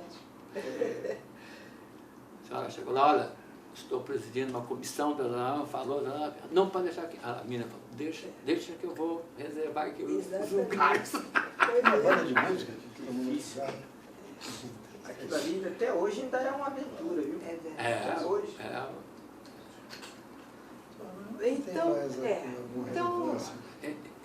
podemos, Dr. Walter, Walter, nós gostaríamos que vocês deixassem assim, na despedida, uma palavra. Pode deixar uma mensagem aí para o servidor. uma sugestão para não melhoria usaria. de algum Eu serviço. não usaria tanto, mas eu gostaria de dizer uma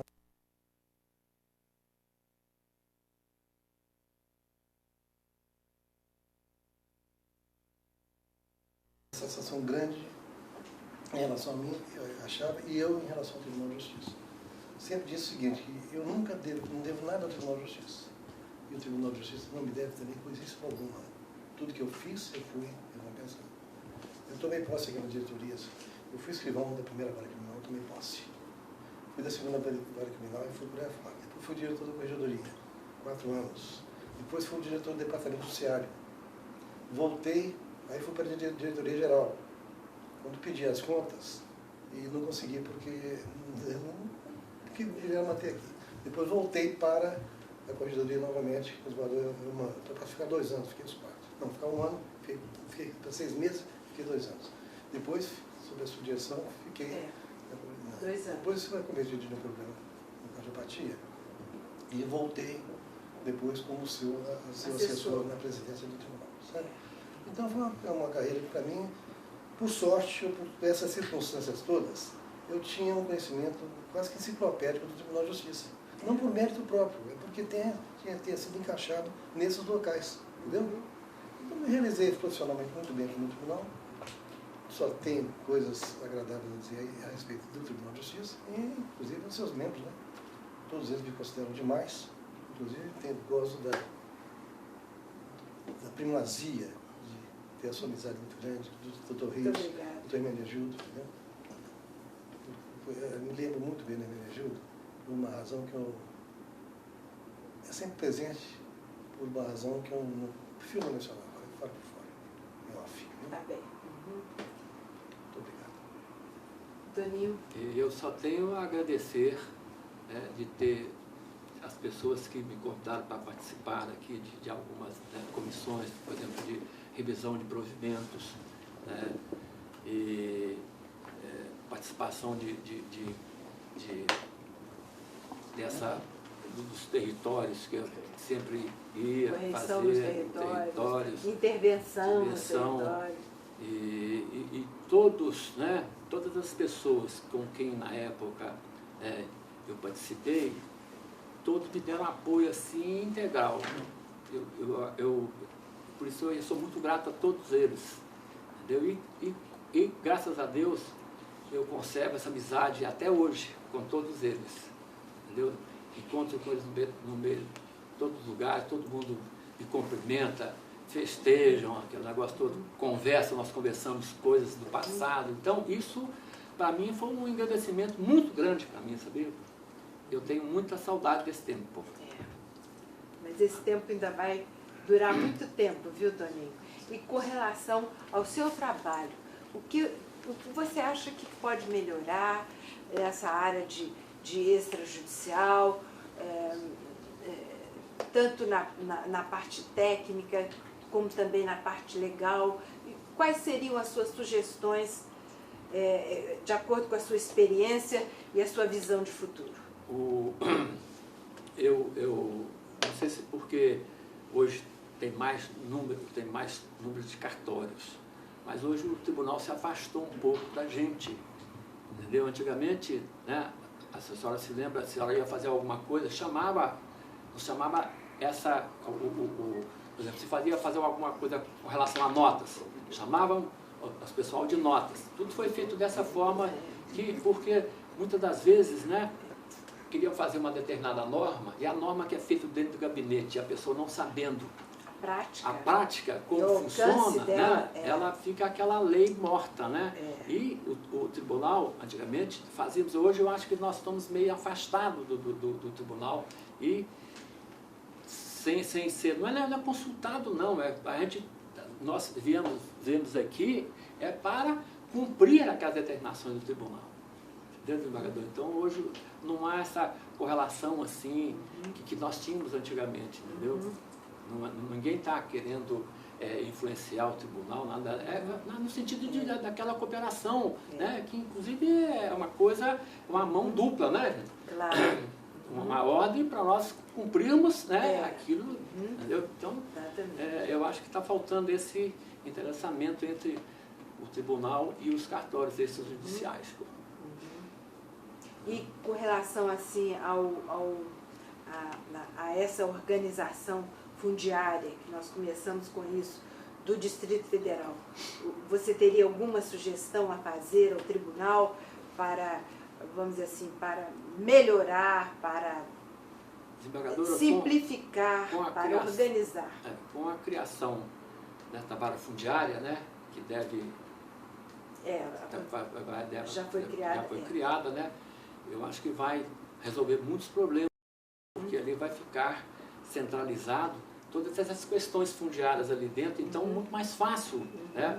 Um juiz que ficar lá muito tempo, então ele vai ter condição de ter uma visão global do problema de Brasília, entendeu? Para resolver essas questões, que fica muito mais fácil, porque a rotatividade é muito grande, né? Quer dizer uma que você ação acha ali, outra que ali. só o juiz de registro público ele não abrangeria? Não, é porque, né, a vara de registro público só vai naqueles processos administrativos. Eu estou falando com relação aos processos judiciais, né? Exatamente. Que tem as outras varas, né? Se discute propriedade na vara de fazenda pública, como o negócio da Nova Cap, da Terra Cap, né? Discute outra particular em outras varas cíveis. Então, hoje, depois da criação dessa funcionamento da vara, a criação né, vai tudo concentrar ali naquela vara, né, doutor? O problema de terra aqui sempre foi complicado. Desde o início. Sempre foi complicado e continua sendo. Hoje nós temos aí 8 varas de fazenda, 8, e todas com muitos processos, onde se discute propriedade, discute posse, discute até o uso capião. Você quer que grave aí? Não precisa. Não, eu acho, advogado Hermenegildo, eu tenho para mim que essas últimas considerações... Pode usar.